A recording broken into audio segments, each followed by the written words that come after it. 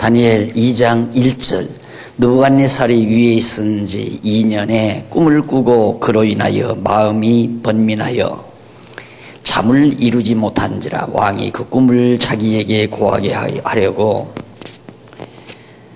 명하여 박수와 술객과 점장이와 갈대아 술사를 부르매 그들이 들어와서 왕의 앞에 선지라 왕이 그들에게 이르되 내가 꿈을 꾸고 그 꿈을 알고자 하여 마음이 번민하도다. 갈대아 술사들이 아람 방언으로 왕에게 말하되 왕이여 만세수를 하옵소서. 왕은 그 꿈을 종들에게 이루시면 우리가 해석하여 드리겠나이다. 4절까지. 다니엘이 일단 하나님의 섭리 가운데서 바벨론으로 잡혀가가지고 세 친구와 함께 자리를 잡았습니다. 결국 선지자의 예언대로 느부갓네살 왕의 방언이 된 거죠. 왕궁에서 왕을 모시는 간원으로 등용이 됩니다. 그리고 나서 갑자기 느부갓네살 왕이 즉위한 지 왕이 된 지 2년째 되던 해라고 그랬어요. 2년 되던 해. 그런데 거기 1절 이쪽 6221페이지로 교재 6221페이지 중간에 보면 1절로 7절 나오죠. 거기 이제 왕이 꿈을 꾸고 박사들에게 꿈과 해석을 알게 하라고 명령한 사실이 이제 소개되고 있는데, 느부갓네살이 위에 있은 지 2년에 꿈을 꾸었다고 그렇게 말을 하죠. 그런데 위에 있은 지 2년이란 말은 BC 603년, 그러니까 훨씬 587년에 예루살렘이 함락이 되니까, 마지막 함락이 되니까 그 이전 한 5, 6년 전, 5, 6년 전에 느부갓네살이 꿈을 꾼 거죠. 이미 다니엘은 그때 잡혀갔고요. 그래가지고 꿈을 꾼 다음에 너무 이제 느부갓네살 왕이 괴로운 겁니다. 뭐 심상치 않은 꿈인데, 꿈은 꾸기는 꿨는데 무슨 꿈인지 알 수가 없는 거예요. 자기가 꿈을 꾸고도. 그래가지고 결국은 이제 느부갓네살 왕이 그 모든 그 당시에 소위 영험하다고 하는, 아주 소위 이제 지혜롭다고 하는 거죠. 영험하다. 그래서 그런 일들을 잘 찾아내고 해석하는 자라고 자처하는 그런 뭐 술객이라든가 또 점쟁이라든가 술사들이라든가 이런 사람들을, 소위 이제 그 당시에 박사들이죠. 그런 사람들을 다 불러들였습니다. 신하들을 통해 다 불러들여가지고 이 사람들이 왕 앞에 떡 나갔는데 느부갓네살 왕이 명령을 합니다. 내가 요즘 꿈을 꿨는데 심상치 않다 이거예요. 그러니 무슨 꿈인지 좀 정확하게 좀 나한테 얘기 좀 해주고, 꿈 내용을 모르는 거예요. 꾸고도. 그리고 그 꿈에 대해서 해석을 해라. 그러니 점쟁이나 술사들, 박사들, 술객들이 암담한 겁니다.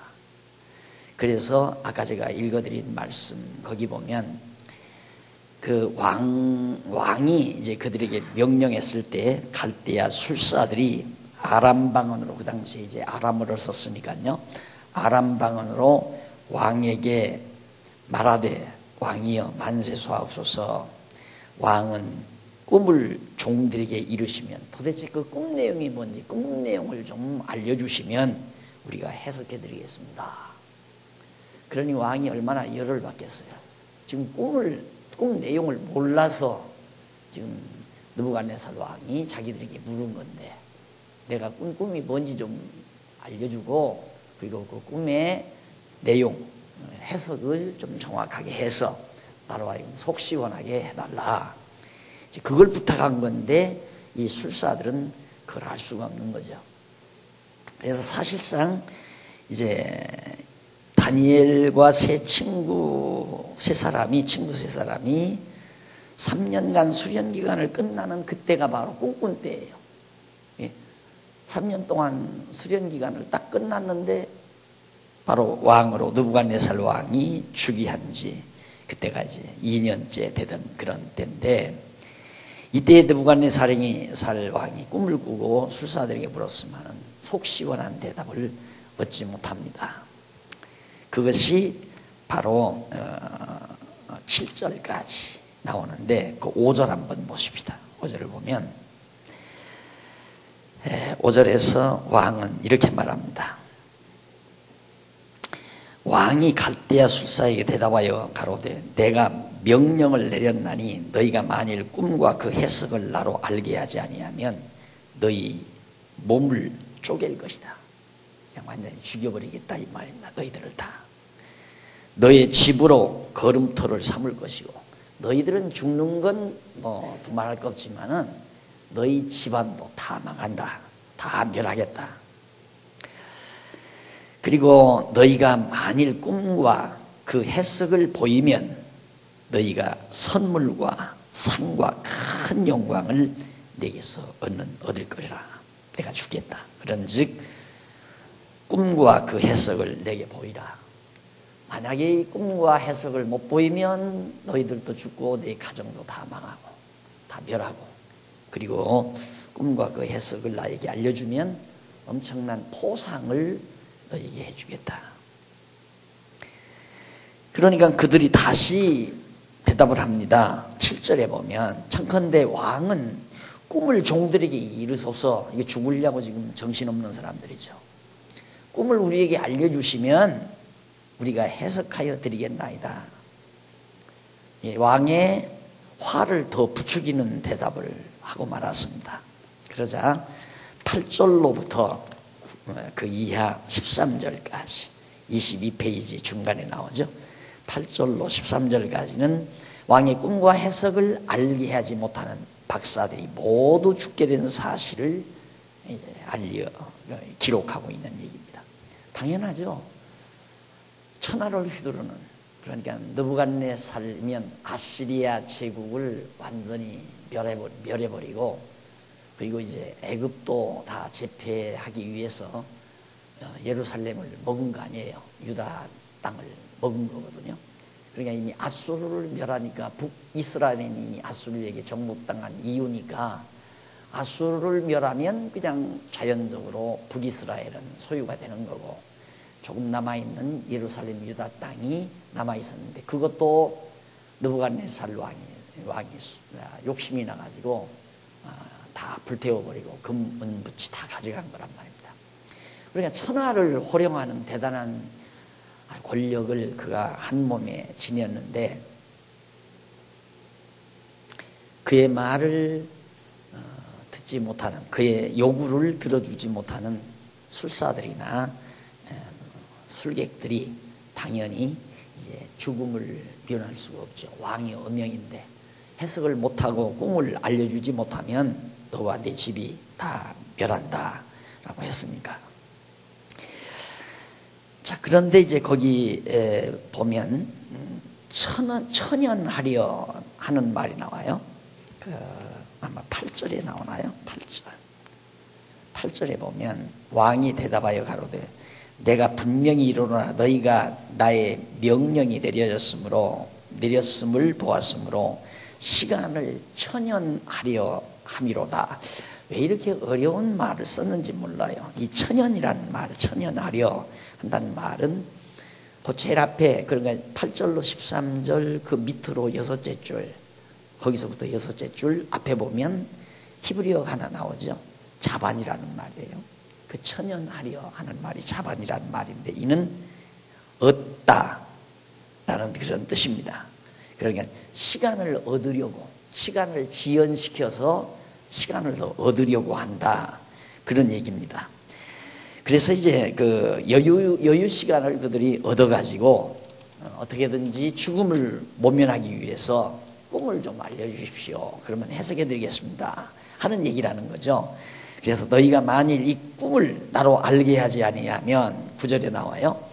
너희를 처치할 법이 오직 하나이니, 절대법이, 이는 너희가 거짓말과 망령된 말을 내 앞에서 꾸며 말하여 때가 변하기를 기다리려 함이니라.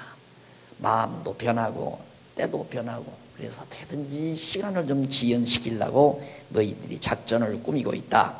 이제 그 꿈을 내게 알게 하라. 그리하면 너희가 그 해석도 보일 줄을 내가 알리라.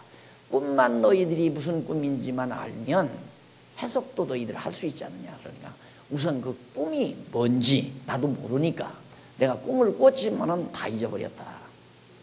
그러니까 그걸 좀 먼저 알아내도록 해라. 갈대아 수사들이 얼마나 답답합니까? 그래서 왕 앞에 대답하여 가로되 10절에 세상에는 왕의 그 일을 보일 자가 하나도 없으므로 왕이 꾼 꿈을 누가 할 사람이 있습니까? 이 세상에는 한 사람도 없습니다. 그런 사람이 있을 수가 없습니다. 그 말이에요. 그러므로 크고 권력 있는 왕이 이런 것으로 박수에게나 술객에게나 갈대아 술사에게 물을 자가 절대로 있지 아니하였나이다. 과거에 어떤 권력자도 당신이 꿈꾸고 그 꿈을 일러내라고 하는 그런 말은 한 번도 들어보지 못했습니다. 점점 왕의 부활을 불러일으킵니다. 그때 왕의 물으신 것은 11절 화려한 일이라 육체와 함께 거하지 아니하는 신들 외에는 희한한 일이다. 화려한 일이 아니라 희한한 일, 아주 희한하다는 말은 신비로운 일이란 얘기예요. 희한한 일이라 육체와 함께 거하지 아니하는 신들밖에는 알아낼 사람이 없습니다. 왕 앞에 그것을 보일 자가 없나이다.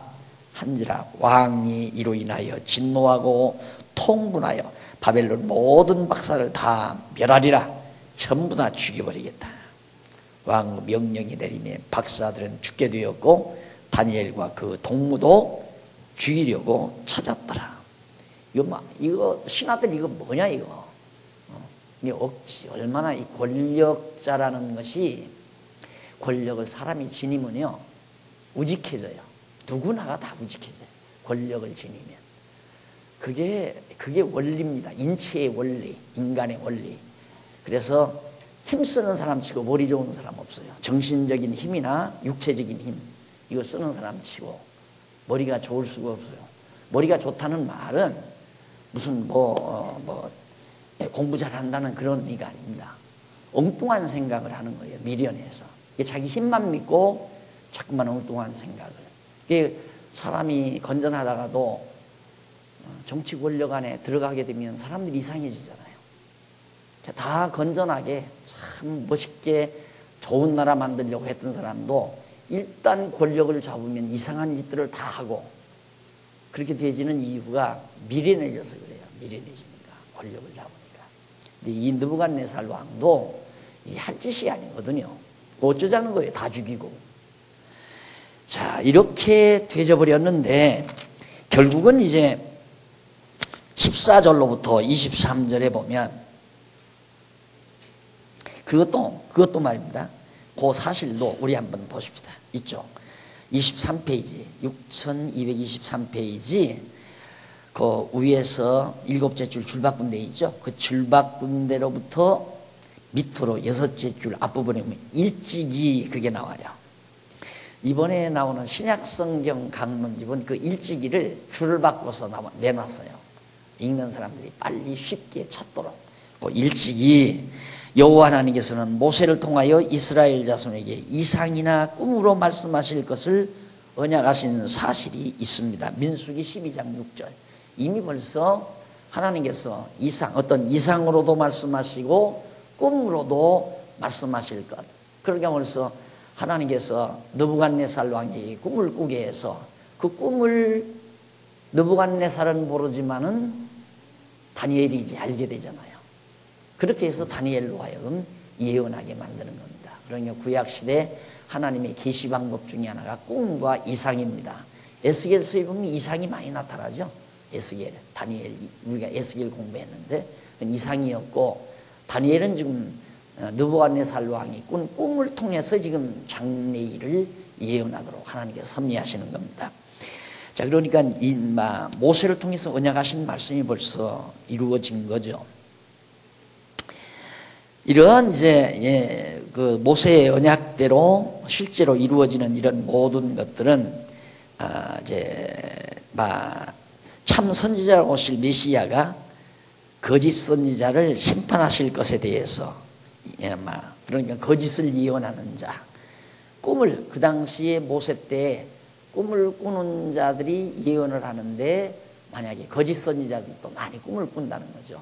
그러니까 그런 거짓 선지자들을 다 경계해라 라고 모세를 통해 선약한 건데, 예수 그리스도께서 이 땅에 오셔서 거짓 선생들인 사두개인과 바리새인들을 꾸짖고 책망하는 사실들이 이제 신약 성경에 보면 나타나죠. 복음서에 보면 그런 것들에 대한 하나의 모형입니다. 자, 그러면 14절로 23절까지는 하나님께 구하여 은밀한 것을 알게 된 찬양을 증언하는 내용입니다. 이게 다니엘이 이제 꿈을 알게 돼요. 하나님께 구해요. 이게 무슨 뜻인지를. 그래가지고 그 은밀한 꿈의 비밀을 다니엘이 다 알고 하나님께 찬양을 돌리는 내용입니다. 여기 보면 왕의 시위대 장관 아리옥이라는 바벨론 박사, 아리옥이 바벨론 박사들을 죽이러 나가매 다니엘이 명철하고 슬기로운 말로 왕의 장관 아리옥에게 물었습니다. 아리옥이라는 장관 하나가 있었는데 이제 다 잡아 죽이러 나가는 거예요.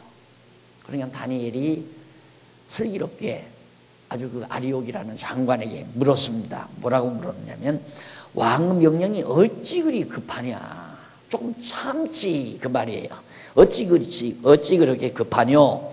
아리옥이 그 일을 다니엘에게 고하매 여차여차해서 왜 이렇게 왕께서 다 사람을 죽이려고 하느냐, 급하게 그렇게 왜 서두느냐. 그러니까 아리옥이 그 사정을 다니엘에게 다 얘기를 했습니다. 왕이 지금 무슨 꿈을 꿨답니다.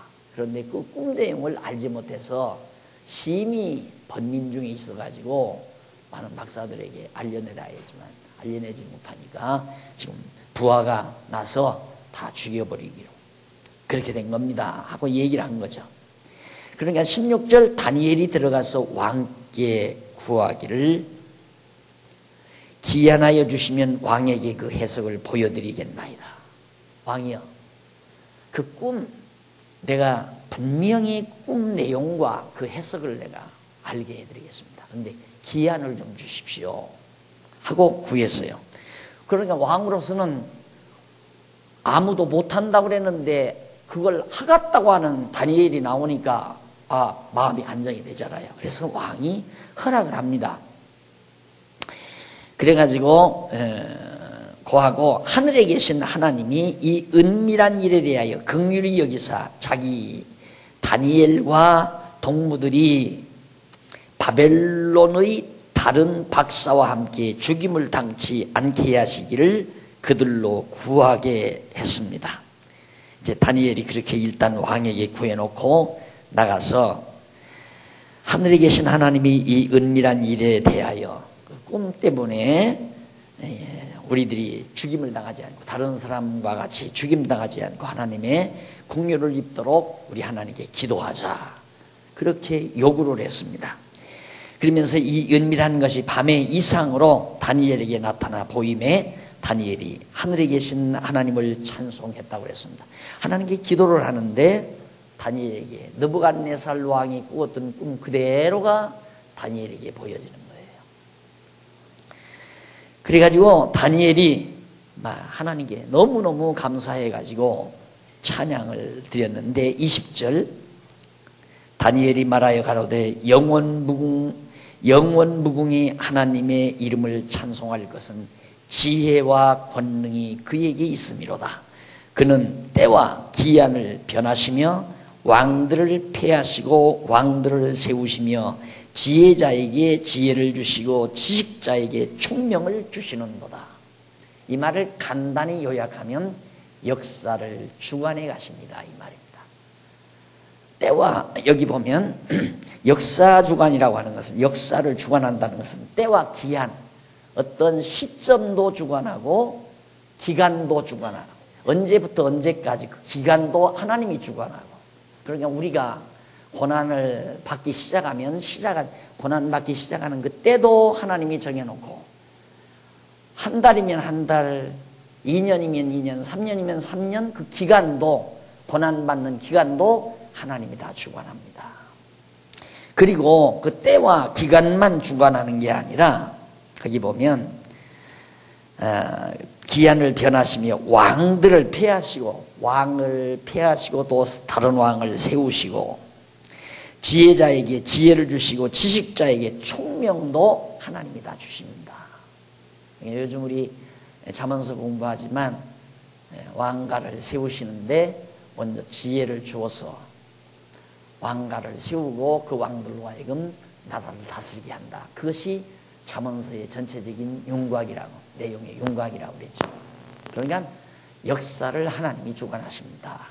왜냐하면 다니엘이 꿈을 딱 보고 그 꿈에 대한 해석을 딱 알고 나니까 와, 정말 하나님은 역사를 주관하신다. 그래 찬양이 나가는 겁니다.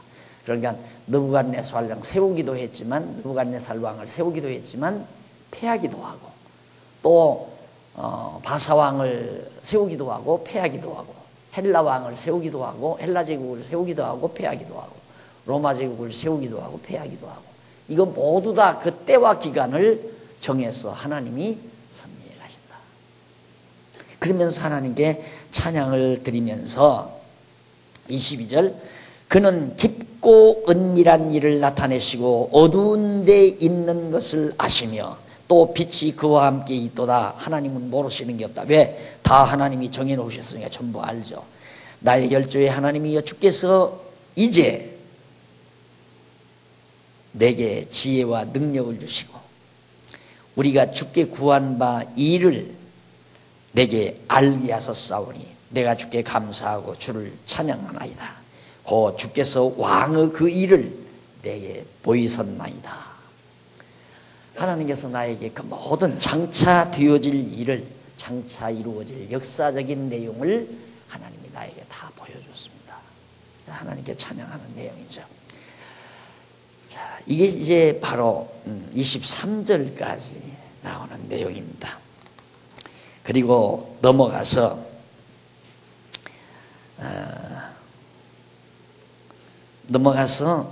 이제 2장 24절부터 양쪽 가로 3번이죠.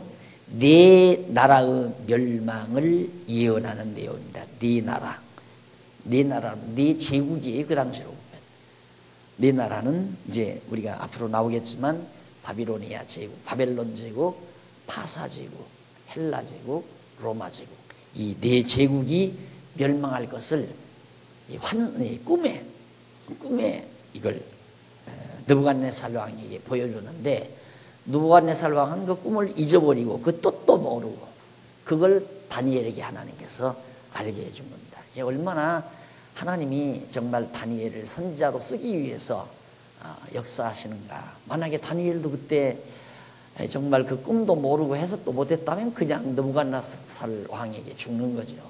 그러나 이미 하나님께서는 다니엘을 선지자로 세우기 위해서 일단은, 만약에 반대로 생각해봐요. 왜 하나님은 꿈을 다니엘에게 꾸게 했지 뭐 때문에 느부갓네살 왕에게 꾸게 했나. 그렇게 했으면 다니엘 죽어요. 이 건방진 놈 하고 그냥 죽인다 이 말입니다. 그런데 꿈을 느부갓네살 왕이 일단은 꿨는데 무슨 꿈인지도 모르고 뜻도 모르는 상황에서 지금 엄청난 번뇌를 했단 말입니다. 고민을. 그러다가 다니엘이 또 맞다, 맞아, 생각날 거 아니에요. 이제 얘기를 하니까, 그 꿈 얘기를 하니까. 그러니까 다니엘의 말에 푹 빠져버리는 거죠. 그래서 다니엘을 높이 등용을 하잖아요. 그 하나님께서 그렇게 일하게 하시는 하나님. 우리는 그런 어떤, 우리가 여기서도 발견해 보듯이 다니엘이 위기에 봉착했죠. 다 죽이라고 했으니까. 다니엘도 뭐 사드락, 메삭, 아벤느고도 다 죽이려고 했으니까 느부갓네살 왕. 이건 옆에 있는 녀석들이 다 뭐냐, 이거 바보들이냐, 멍충이들이냐 해서 전부 죽이려고 했는데 위기죠. 네, 절대 하나님의 백성에게는 위기로 끝나질 않아요. 절대. 하나님이 위기를 통해서 더 좋게 하시려는 하나님의 섭리가 반드시 배후에 깔려 있다는 것을 성경 역사에서 계속 우리는 발견하게 되는 거죠. 요셉도 위기, 다윗도 위기, 모세도 위기. 모세도 하마터면 죽을 뻔 알았잖아요. 그래서 도망쳐가지고 광야에서 40년 산 거거든요. 그런데 하나님께서 그렇게 훈련시켜가지고 쓰시잖아요. 모세, 다윗, 요셉 뭐 다 마찬가지예요. 그러듯이 여기 다니엘도 마찬가지로 위기에 봉착했지만은 우리들이 지엽적으로 보면 한 역사 과정 속에서 한 지엽을 우리들이 이렇게 한정해서 바라보게 되면 위기다 이럴 수 있지만 총체적으로 바라보면 우리에게는 위기라는 게 없다 이렇게 생각하고 사시면 틀림이 없습니다. 자, 그래서 이제 그 네 나라의 멸망에 대한 예언 내용이 2장 24절로부터 49절까지 나오는데 일단 거기에서 먼저 보면 요 내용은 네 나라가 멸망한다고 하는 그 내용은 6227페이지 바로 그 줄바꾼데 밑으로 우리가 딱 보게 되면 일찍이가 5째 줄, 그 줄바꾼데서 5째 줄 중간에 나옵니다. 일찍이 여호와 하나님께서 에덴 동산에 두신 첫 아담과 하와에게 생육하고 번성하며 땅을 정복하고 모든 생물을 다스리라는 3대 언약을 세우신 사실 우리 알죠. 그리고 열방으로 흩으신 백성을 다시 모으실 때 대적을 보수하실 것을 언약하신 사실이 있습니다. 이 역사를 하나님이 다 주관해 가신다 이 말이에요. 인류 역사 모든 전체 역사를 하나님께서 아담 창조해 놓고 그렇게 하는 건 모두 하나님이 역사를 주관하겠다는 얘기죠. 그리고 이러한 언약의 말씀을 둘째 아담 예수 그리스도를 통해서 이루실 것에 대한 한 모형이거든요. 그런데 24절로 35절에 보면 장래일을 알린 큰 신상의 모습과 파멸에 대해서 예언하는 내용이 35절까지 나와요. 네, 그 내용을 보면 이때 다니엘이 왕이 바벨론 박사들을 멸하라 명한 아리옥에게로 가서 이름에 그에게 이같이 이르되 바벨론 박사들을 멸하지 말고 나를 왕 앞으로 인도하라. 그리하면 내가 그 해석을 왕께 보여드리리라. 얼마나 당당하겠습니까? 하나님께서 다 알려주시고 그 해석도 다 아니까 이제 저 박사들 죽이지 말고 나를 왕 앞으로 안내하면 내가 왕 앞에 가서 전부 다 알려주겠다. 그래서 결국 다니엘이 왕 앞으로 나가게 되죠. 나가서 그가 해석을 왕께 아시게 하리이다. 이제 아리옥이 가서 왕에게 하는 얘기예요. 그러니까 28절 왕이 대답하여 벨드사살이라 이름한 다니엘에게 벨드사살을 아람방언이라고 그랬죠. 다니엘을 아람으로 그 당시 썼으니까 원래 그 아람이 그 지역 아수르나 바비로니아 지역 전체가 아람 나라였어요. 그래서 왜 구약에 보면 아람 나라 왕이 그 문둥병 든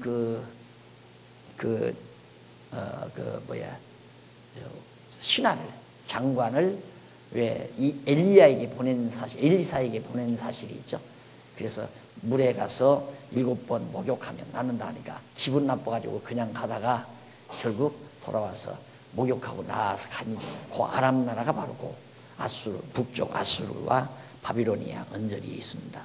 그러니까 그 당시에 전부 그 지역은 그러니까 요즘으로 말하면 중동 지역이죠. 아람어를 썼죠. 그래서 아람 방언으로 벨드사살이라 이름한 다니엘에게 이르되 내가 얻은 꿈과 그 해석을 네가 능히 내게 알게 하겠느냐? 믿어지기도 하고 안 믿어지기도 하고 너 알게 할 수 있느냐? 다니엘이 왕 앞에 대답하여 가로되 왕의 물으신 바 은밀한 것은 박사나 술객이나 박수나 점장이가 능히 왕께 보일 수 없으되 그런 일반 점쟁이들이나 박수는 절대 보일 수 없지만은 오직 은밀한 것을 나타내실 자는 하늘에 계신 하나님이시라. 그가 느부갓네살 왕에게 후일에 될 일을 알게 하셨나이다. 그 꿈은 굉장히 중요합니다. 앞으로 진행될 역사를 미리 다 알게 한 것입니다. 왕의 꿈, 곧 왕이 침상에서 뇌 속으로 받은 이상은 이런 겁니다 하고 그 꿈 이야기를 합니다. 왕이여, 왕이 침상에 나가서 장래일을 생각하실 때 장래의 나라가 어떻게 될까 하고 이렇게 생각하실 때 은밀한 것을 나타내시는 이가 장차 이를 왕에게 알게 하였사오며 내가 이 은밀한 것을 나타내심은 내 지혜가 다른 인생보다 나은 것이 아니라 오직 그 해석을 왕에게 알려서 왕의 마음으로 생각하던 것을 왕으로 알게 하려 하심이니이다. 나 다니엘이라는 내가 다른 사람하고 특이하게 달라서 그런 게 아니라 하나님이 나를 지혜를 줘서 이렇게 당신에게 알게 하려고 쓰게 한 겁니다, 이 말이죠. 그러니까 왕으로서는 다니엘이 얼마나 귀한 존재입니까? 그러니까 왕의 사랑을 받고 보호함을 받게 하기 위한 하나님의 전략적 섭리였다. 우리가 생각하면 선지자 다니엘 선지자 세웠으니까 다니엘에게 직접 꿈꾸게 하고 깨닫게 해서 예언하게 하면 얼마나 좋아요. 그런데 하나님 그렇게 안 하시는 것이 어차피 세상 나라를 바벨론을 주관하시는 지배하는 자가 느부갓네살이니까 어차피 느부갓네살 밑에서 보호를 받으면서 예언을 해야 될 다니엘이기 때문에 하나님께서 그런 배려를 해 주신 것이다 라고 볼 수 있습니다. 그래서 29절로부터 이제 35절까지는 왕이 꿈에 본 큰 신상의 모습과 돌에 의하여 파멸을 당하는 장면을 거기서 말해줍니다. 그림으로 표시하자면 머리가 있어요.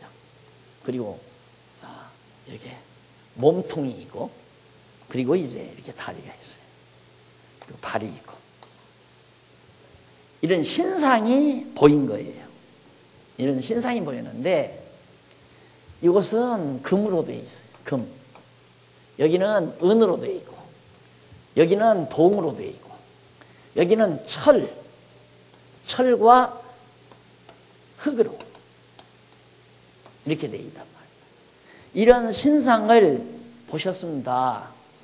그런데 갑자기 하늘에서 큰 돌이 꽝 하고 여기를 쳤는데 이게 신상이 박살이 나가지고 완전히 다 분해되고 이 돌은 점점 크더니만 온 세상에 가득하게 됐습니다. 이 얘기예요. 지금 이 꿈 얘기가. 그러니까 느부갓네살 왕이 가만히 있다 보니까 꿈꾼 게 새록새록 다 생각나잖아요. 맞다 그 말이에요. 그러니까 거기 보면 34절 또 왕이 보신즉 사람의 손으로 하지 아니하고 뜨인 돌 공중에 뜨인 돌이 신상의 철과 진흙의 발을 쳐서 부서뜨림에 땅에 철과 진흙과 놋과 은과 금이 다 부서져 여름 타작마당 겨같이 되어 바람에 불려간 곳이 없었고 우상을 친 돌은 태산을 이루어 온 세계에 가득하였나이다. 이게 이제 꿈이란 말입니다. 자, 이러니 느부갓네살 왕이 기절하지 않을 수밖에 없죠. 않을 수가 없죠. 2장 36절로 49절 거기 30절에 보면 30페이지에 보면 거기 큰 우상의 꿈 해석으로 내 나라가 패망할 것을 예언해 줍니다. 이제 이 우상이 이제 패망하는 거. 그래서 36절로 43절에 보면 31페이지에 큰 신상에 대한 꿈과 해석을 통해 내 나라의 활약상에 대해서 예언하는 그런 내용입니다. 자, 그러면 한번 보십시다. 36절. 그 꿈이 이러한즉 내가 이제 그 해석을 왕 앞에 진술하리이다. 이 꿈에 대한 해석. 왕이여, 왕은 열왕의 왕이시라. 열왕 중에, 그러니까 모든 왕 중에 왕입니다. 그러니까 황제라는 얘기, 제국의 황제라는 얘기입니다. 왕들을 지배하는 왕입니다. 그러니 얼마나 기분이 좋았겠어요. 그것도. 그런데 열왕의 왕이시라. 하늘의 하나님이 나라와 권세와 능력과 영광을 왕에게 주셨고 인생들과 들짐승과 공중 새들 어느 곳에 공중의 새들 어느 곳에 있는 것을 물어나고 그것들을 왕의 손에 붙이사 다 다스리게 하셨으니 왕은 곧 그 금머리니이다. 이분이 이 금머리가 당신 바벨론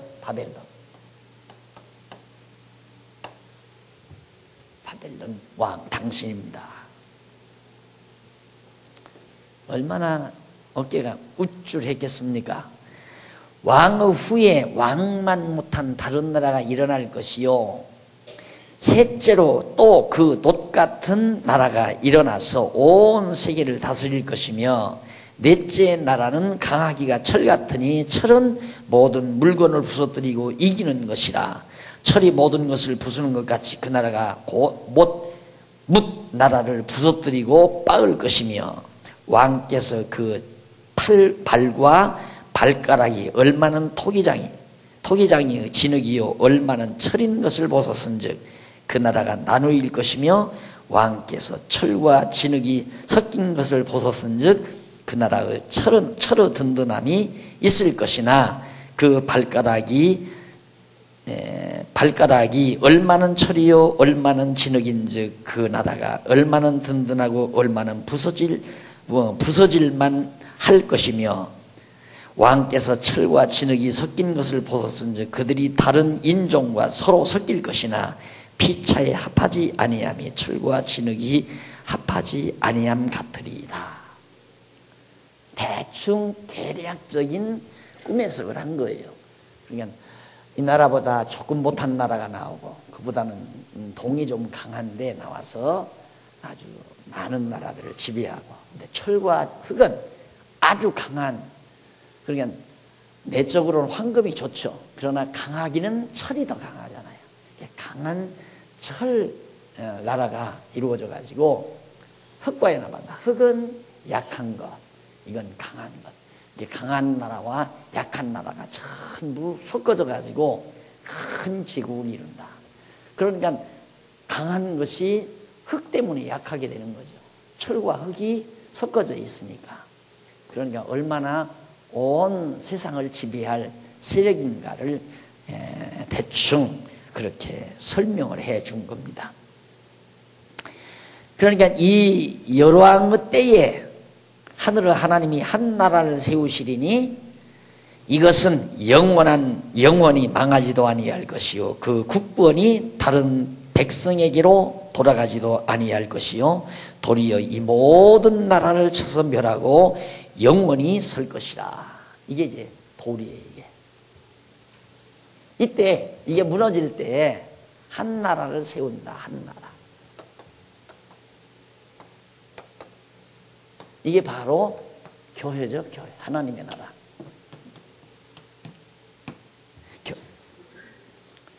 만왕의 왕이신 그리스도가 오셔서 하나님의 나라, 교회를, 지상이 하나님의 나라죠. 이게 지상이 하나님의 나라는 점점 땅 끝까지 정복해서 결국 온 세상에, 이걸 이제 착각하는 게 뭐냐면, 이렇게 온 세상 정복한다니까 온 세상 사람들이 다 예수 믿는다는 걸 그렇게 생각하는 거예요.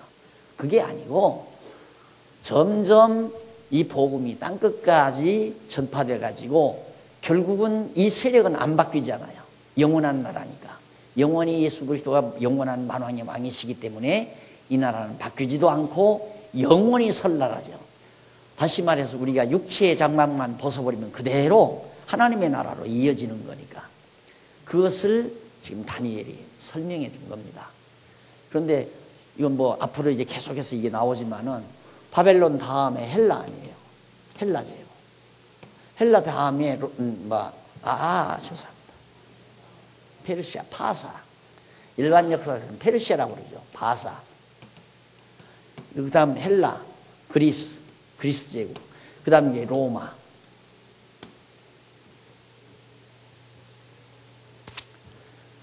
우리가 보면 여기가 이제 70년 포로죠. 여기가 이제 바로 바벨론이 망하는 때입니다. 바벨론의 멸망 시기에. 이게 바벨론이 이때쯤, 그러니까 587년에 함락이 됐는데, 함락되기 이전 603년이니까 603년 아까 그랬죠? 603년에 그때 이제 느부갓네살 왕이 즉위한 때니까 이때부터 이제 이때 망할 때까지 이게 이제 바벨론이 이때 세워진 거예요. 이건 뭐 역사니까 역사적 사실이니까 이건 누구도 부정할 수 없는 거고 이게 망하자 바로 바사 제국 바사 망하고 바로 헬라 아니에요. 헬라.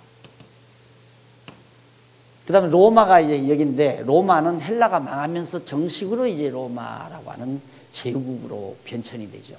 그래서 예수님이 로마 제국 치하에서 오잖아요. 그리고는 예수님이 오시면서 로마는 다 패망하는 겁니다. 사실은 다 흩어지는 거예요. 산산조각이 나는 거죠.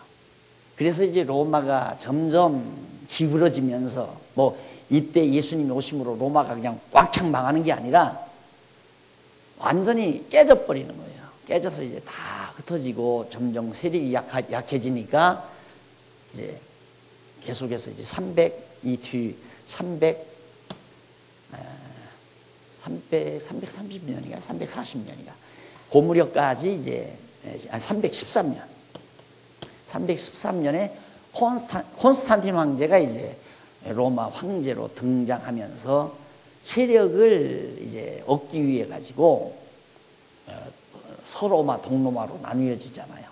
서로마는 이탈리아 반도에 그냥 로마에 있고 동로마는 우리가 지난번에 탐사 갔던 콘스탄틴노플. 그게 이제 콘스탄틴노플이 그 콘스탄틴 황제가 황제가 되면서 기독교를 공인을 해요. 많은 사람을 자기 편 만들려고 많은 나라들을. 그래서 콘스탄틴 황제는 성공을 했죠. 기독교 공인해 줌으로 결국은 성공을 하다시피 그렇게 해서 했는데 나중에 이제 서로마에서도 기독교를 공인을 해주고 거기서 이미 공인하고 도읍지를 이제 그 그리스 반도로 옮긴 거니까요.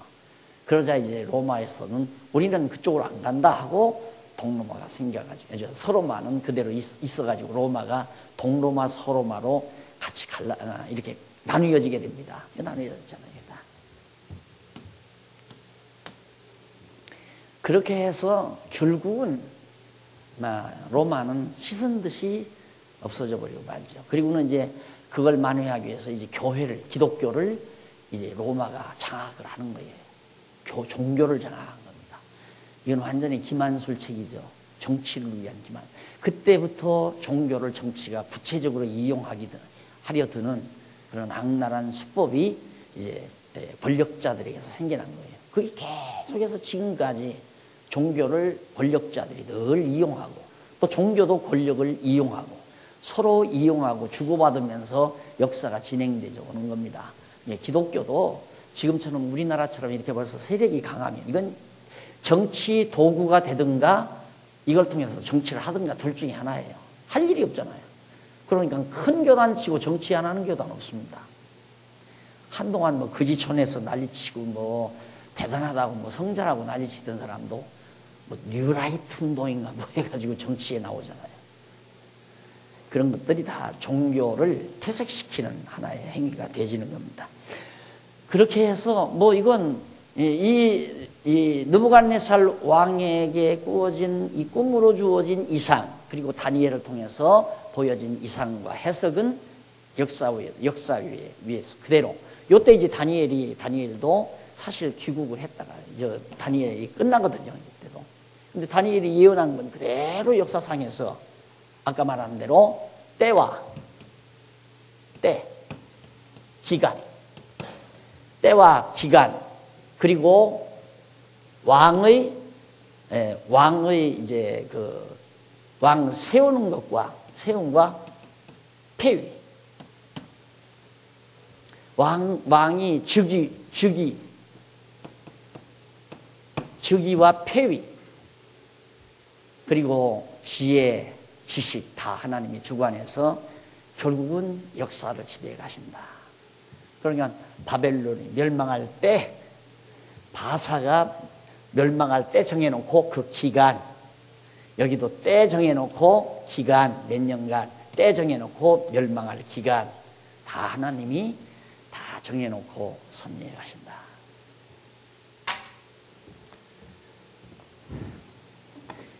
이렇게 분명하고 확실한 것도 안 믿어지면 예수 못 믿죠. 또 신앙생활이라고 할 수도 없고요. 우리가 성경을 깨닫고 나면 믿음이 생기는 이유가 어쩔 수가 없는 거예요. 안 믿어질 수가 없으니까 믿는 거지 억지로 믿어보려고 애써서 믿는 게 아닙니다. 알면 믿어질 수밖에 없죠. 어떻게 이렇게 물론 우리 계속해서 모세로 언약한 것이 그대로 역사상에서 이루어진 것도 놀랍고 또 다니엘을 통해서 예언한 것이 이렇게 정확하게 이루어지는 것도 놀랍고 놀라운 일들이죠. 전부가 다. 이것만 봐도 모든 역사는 하나님이 주관하시고 섭리하신다. 그러니까 악쓰고 살면 안 돼요. 하나님이 망하게 하시면 그대로 망하는 수밖에 없는 거고 안 망하려고 발버둥친다고 해서 안 망하는 것도 아니고 또 흥하려고 욕심부리고 막 그냥 악착같이 산다고 해서 흥해지는 것도 아니고 그래서 편안하게 사실 그 히딩크가 가는 곳마다 기적을 낳는다고 그러죠. 기적의 사나이라고. 이유는 내가 볼 때 먼저도 얘기했지만 그 히딩크가 네덜란드 화란 사람이에요. 그 화란이 장로교의 본산지입니다. 기독 장로교의 본산지. 이 장로교라고 하는 건 상당히 리버럴합니다. 억압을 하지 않는 게 장로교예요. 강요하거나 억압하거나 그게 아니에요. 그러니까 장로교 헌법의 제1항이 뭐냐면 제총칙에서 1항이 뭐냐면 신앙 양심의 자유. 이게 완전히 총칙에 나와요. 자유. 그러니까 그렇게 그런 장로교 우리 한국은 장로교 아니에요. 무슨 장로교야. 완전히 정말 무슨 뭐 골목대장이라고 할까요? 우리 한국교회 장로교는 골목대장이에요. 골목대장. 목사들이 뭐 대단한 건 줄 알고 여러분 지난번에 필리핀 가서 봤잖아요. 목사들 봤잖아요. 목사들이. 그 여자들도 목사고 남자들도 목사고. 흰바에 가면 더 그러죠. 흰바나 남아공에 가면. 지난번에 말씀드렸지만 지우끼리 서로 나는 네 머리에 얹고 너는 내 머리에 얹고 안수하면 그건 그래도 더 나은 거라니까. 지가 지 머리에 얹고 목사한다니까 그냥 나 목사다 하고. 나 목사다 하면 목사 되는 거예요. 그런데 어떻게 우리 한국교회는 그냥 목사면 뭐 대단한 거나 되는 줄 알고 은사예요. 그냥 은사. 그냥 예를 들어서 뭐 봉사하는 은사가 있어서 집사가 됐으면 목사는 가르치는 은사가 있어서 가르치는 것 뿐이죠. 그 은사에 불과한 건데 그걸 무슨 권력으로 생각하고 행사하려고 하니까 우스꽝스럽게 되어버린 거죠. 네, 그 화란에서 그런 풍토 속에서 자랐기 때문에 선수들을 억압을 안 한다고 그러잖아요. 야구 우리 삼성 보십니까? 뭡니까? 말 않고 뚝 있는 사람. 예? 그분, 내 잠깐 들었는데, 그분도 그냥 선수들에게 이래라 저래라 안 한대요. 알아서 하겠지 하고 가만히 있대요. 그게 진짜 무서운 겁니다. 알아서 하겠지. 우리 교회도 그러죠. 다 알아서 하겠지 하고. 그러니까 자유롭죠. 거기에서 제대로 힘이 나오는 겁니다. 그렇게 하는 데서. 그러니까 하나님께서 정말 저렇게 다 섭리하신다는 걸 알면 자유롭잖아요. 우리가 모든 면에서 욕심에서도 자유롭고 악착스러움에서도 자유롭고 게으름에서도 자유롭고 참 자유로워지는 거죠. 그 자유로움 속에서 힘이 솟는 거예요. 생기가 열정도 나오고 자유로움 속에서 기쁨도 보이고 그래서 진리, 자유, 평화 그러잖아요. 자유로움이 없는데 평화로울 수가 없고 평화로움이 없는 데서 기쁨이 있을 수가 없고 기쁨 없는데 힘이 솟을 수가 없는 겁니다. 그래서 정말 하나님이 모든 역사를 이렇게 주관하시고 섭리하신다는 것이 확실히만 믿어져 버리면 공연한 분노, 공연한 분노나 열정, 악착스러움이라든가 욕심이라든가 야망이라든가 그런 것들이 찾아오라게도 안 오죠. 둘 수도 없고 그게 두어지지도 않고 하나님이 이끌어 가시는 대로 주어진 현실에 힘있게 살아가는 거죠. 하나님이 오늘 주어진 오늘의 현실을 힘있게 기쁨으로 즐겁게 감당해 나가는. 그래서 우리가 지금 여기 다니엘의 예언 내용을 배우고 있는데 그냥 내용을 아는 것으로 중요한 게 아니라 얼마나 정확한가. 이런데 어떻게 안 믿어져? 어떻게 안 믿어지냐? 이것도 뭐 대단한 오래 선사시대의 것이 아니잖아요. 이거 다 기록에 있는 거거든요. 역사 기록에 다 있는 거고 성경에는 또 분명하게 또 해석까지 왜 그렇게 됐는가도 해석까지 나오고 물론 일반 역사에도 바빌로니아 망한 거, 페르시아 망한 거 이거 다 나와요. 바벨론은 왜 망했는가, 로마는 왜 망했는가 하고 사가들이 그걸 연구하잖아요. 망한 이유를 이렇게 말하는 사람은 없죠. 하나님이 다 때를 정해놓고 기간을 정해놓고 왕을 세우기도 하고 폐위시키기도 하고 하나님의 섭리 속에서 그렇게 해 가신다. 이유는 결국 하나님의 나라, 그리스도의 나라가 와서 이거 다 무너뜨리고 사실 기독교가 세워지면서부터 제국이 없어지는 거예요. 그래서 제국이 없어졌는데 결국은 이제 동양과 서양의 여러 가지 세력 균형이 무너지면서 문명이 이제 서양으로 더 일찍 기독교가 서양으로 가면서 기독교가 더 서양 문명이 발전을 했죠. 그러면서 이제 오리엔트 문화가 서양으로 가는 통로가 이제 터키 아니에요. 터키를 건너서 에게 해협을 지나 그다음 그리스 반도 그렇게 해서 유럽을 삼키려고 징기스칸도 이제 그런 오리엔트 문화 확장시키기 위해서 그러다 엄청난 이제 전쟁도 치르고 했지만은 그러나 동양은 발전을 못했어요. 발전을 못하고 결국에는 물질 문명, 과학 문명이 발전한 서구 사회는 경제적 부와 풍요가 이루어졌고요. 경제적인 피폐 속에서 지난 이 동양권, 소련이나 중국, 동양권, 동남아 이쪽 이 동양권은 아시아권은 경제적인 그 물질 문명이 피폐해지면은 정신 문명이 발달하게 되어 있어요. 그래서 결국 정신 문명은 바로 이 아시아가 앞서게 되는 겁니다. 그렇게 앞서게 되다 보니까 바로 그냥 공산주의에 쉽게 먹혀 들어가 버렸죠. 근데 공산주의가 유럽에 서양에 안 먹혀 들어가는 것은 이미 자본주의에 의해서 물질을 많이 가지고 있는 사람들이기 때문에 공산주의가 안 먹혀 들어가죠.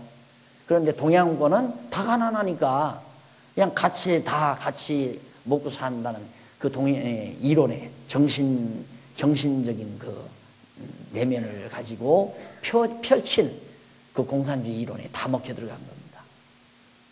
그래서 결국은 이제 더 늦어졌죠. 공산주의 그것 때문에 아시아군이 그거 다 지금 이렇게 생각해 보면 하나님께서 결국 오늘의 역사를 펼쳐가기 위한 하나의 딱 이렇게 보호해 놓는 공산주의라고 하는 사상으로 잠시 이렇게 이 아시아권을 하나님이 지켜놔 주시는 것.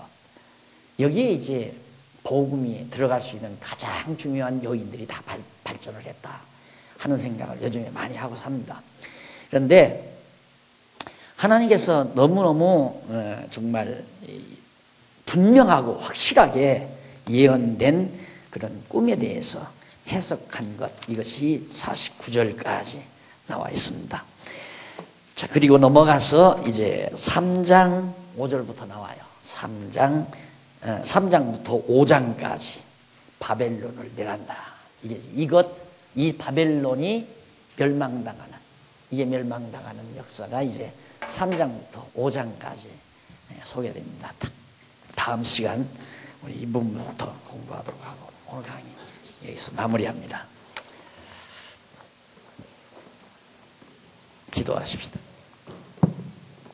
자비로우신 하나님 아버지, 때와 기간과 왕의 즉위와 폐위를 온통 주관하소서 인류 역사를 마음대로 정하신 뜻을 따라 섭리하시는 하나님의 놀라운 능력을 오늘도 하나님의 귀한 말씀을 통해서 확인했습니다. 우리가 살고 있는 이 역사 위에 정난하게 이루어진 하나님의 언약의 말씀, 여호와 하나님 살아계셔서 인류 역사를 지배하시고 모든 만사를 주관하시는 전능하신 하나님에 대하여 우리들이 다시 한번 그 능력과 영광을 찬양할 줄 아는 슬기와 지혜를 허락해 주시옵소서. 아직도 우리는 내 고집과 내 능력과 내 욕심대로 살아보려고 발버둥 치는 경향들이 우리를 한없이 슬프게 하고 또한 불행하게 만드는 경우들이 많습니다. 오늘 배운 말씀 힘이 되게 하소서. 모든 범사 주께 의지하고 찬양과 영광을 주께 돌리며 사는 귀한 지혜와 총명을 귀한 저희들에게 허락해 주시옵소서. 어두운 밤길 돌아가는 길도 지켜주시고 주 안에서 다시 만날 때까지 평강의 영이 우리와 함께해 주시옵소서. 예수님 이름으로 기도드립니다. 아멘. 하늘에 계신 우리 아버지, 이름이 거룩히 여김